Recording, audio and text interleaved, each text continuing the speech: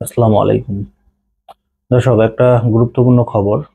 বিশেষ করে বাংলাদেশে তত্ত্বাবধায়ক সরকার কেন্দ্রিক যে ব্যাপারটা, আওয়ামী লীগ সরকার সারা জীবন ক্ষমতায় থাকার জন্য বাংলাদেশ থেকে তত্ত্বাবধায়ক সরকার ব্যবস্থা বাতিল করেছিল। কিন্তু এখন যেহেতু আওয়ামী লীগ সরকার এই ছাত্র জনতার আন্দোলনে শেখ হাসিনা পালিয়ে যেতে বাধ্য হলো, এখন কি আওয়ামী লীগের পক্ষ থেকে তত্ত্বাবধায়ক সরকার চাওয়া হবে? আওয়ামী লীগ কি, এখন যেই দল ক্ষমতায় আসবে, সাপোজ বিএনপি ক্ষমতায় আসলো, বিএনপির অধীনে কি আওয়ামী লীগ নির্বাচন করবে?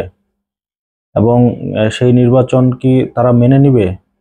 বিগত দিনগুলোতে 18, 14, 24 যে নির্বাচনগুলো আওয়ামী লীগ করেছিল, সেগুলো তো জনসাধারণের কাছে বা বহির্বিশ্বে কোথাও গ্রহণযোগ্যতা ছিল না।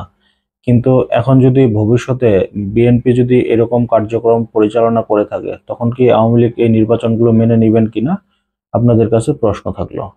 তবে নির্বাচন সংস্কার নিয়ে, নির্বাচন ব্যবস্থা সংস্কার নিয়ে বিএনপির পক্ষ থেকে কিন্তু বারবারই বলা হচ্ছে যে তত্ত্বাবধায়ক সরকার ফিরিয়ে আনা। এই ব্যাপারে কিন্তু তারা আবেদনও করেছেন। কিন্তু যারা নির্বাচন কমিশন সংস্কার করবে, বিশেষ করে সংবিধান সংস্কার করে, যেহেতু আওয়ামী লীগ নির্বাচন ব্যবস্থাটা বাতিল করেছিল, তত্ত্বাবধায়ক সরকার ব্যবস্থা, কিন্তু সেই ব্যবস্থা এখন যারা নির্বাচন কমিশনে আছে, বিশেষ করে তারা কিন্তু সেই কাজটা করতে পারবে না। বদিউল আলম মজুমদার কিন্তু গত দুই দুই দিন আগে কিন্তু একটা সংবাদ সম্মেলনে এই কথা বলেছেন। এখানে ছোট্ট একটা ক্লিপ থাকলো, তার কথার একটা অংশ। তত্ত্বাবধায়ক সরকার ব্যবস্থা ফিরে আসবে। আমি যতটুকু বুঝি, আমার জ্ঞান জ্ঞান বুদ্ধিতে তা ফিরে আসবে না। কারণ এর জন্য যে সংসদের ভূমিকা লাগবে। এটা এই নির্বাচন সংস্কার কমিটির প্রধান বদিউল আলম মজুমদার আজকে একটা সংবাদ সম্মেলন করেছেন। সেখানে তিনি বলেছেন যে তত্ত্বাবধায়ক সরকার ব্যবস্থা বহাল করার বিষয়ে সবাই একমত। এটা নিয়ে একটা নিউজ করেছে আমাদের সময়। এখানে বলা হয়, নাগরিক সমাজ, বুদ্ধিজীবী, শিক্ষক, প্রতিনিধিদের সবাই তত্ত্বাবধায়ক সরকার ব্যবস্থা বহাল করার বিষয়ে একমত হয়েছেন বলে জানিয়েছেন নির্বাচন সংস্কার কমিশনের প্রধান বদিউল আলম মজুমদার। আজ রবিবার সকালে রাজধানীর আগারগাঁওয়ে নির্বাচন ভবনে নির্বাচন ব্যবস্থা সংস্কার কমিশনের সঙ্গে নাগরিক সমাজের, বুদ্ধিজীবী ও শিক্ষক প্রতিনিধির সঙ্গে আলাপ করেন। সংলাপ সংলাপ শেষে সংস্কার কমিশনের প্রধান সাংবাদিকদের একথা জানান।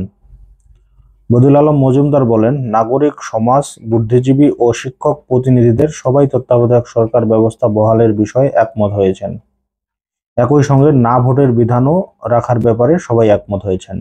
তবে এই না ভোটটা রাখে কিনা, এটা কিন্তু একটা ব্যাপক প্রশ্ন। তবে এই না ভোটটা রাখলে কিন্তু ভবিষ্যতে কিন্তু এটা মানুষ জানতে পারবে যে কতজন মানুষ ভোট দেয়নি, বা ভোট দিয়ে তাদের দল পছন্দ হয়নি বলে তারা না ভোট দিয়েছেন। তিনি আরো বলেন, আগে নির্বাচন কমিশন যে বিতর্কিত, কলঙ্কজনক ও পাতানো নির্বাচন করেছে, তার মাধ্যমে তারা শপথ ভঙ্গ করেছে, সংবিধান লঙ্ঘন করেছে, তাদের বিচারের আওতায় আনার কথাও বলেছেন তিনি। বদিউল আলম মজুমদার আরো বলেন, নির্বাচন কমিশনকে স্বাধীন ও শক্তিশালী করতে হবে, কমিশনকে আর্থিক স্বাধীনতাও দিতে হবে, এমন শক্তিশালী ও স্বাধীন হতে হবে যে নির্বাচন কমিশনকে সরকারের অধীনে একটা সরকার হতে হবে।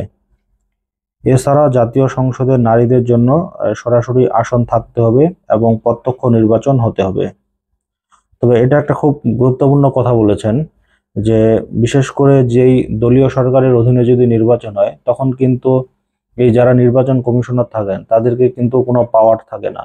এই দলীয় প্রধান যে কথা বলে তারা কিন্তু ঠিক সেই ধাঁচেই কিন্তু চলাচল করে। তবে তাদেরকে যদি সরকারের উপরে কোনো পাওয়ার দেওয়া হয়, বিশেষ করে নির্বাচনকালীন সময়, তাহলে কিন্তু ভবিষ্যতে এই ডামি নির্বাচন করা বা রাতে নির্বাচন করা, এই কার্যক্রমগুলো কিন্তু আর হবে না।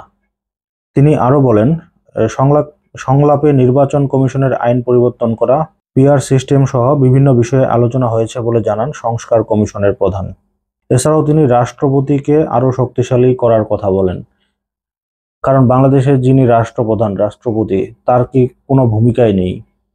এবং আমরা বিগত সময়গুলোতে কিন্তু দেখে এসেছি রাষ্ট্রপতির কাজ কি। এখন দেখার বিষয় যে নতুন নির্বাচন কমিশন যেটা নিয়োগ করা হয়েছে, তারা কতটুকু দায়িত্ব সহকারে কাজ করতে পারে।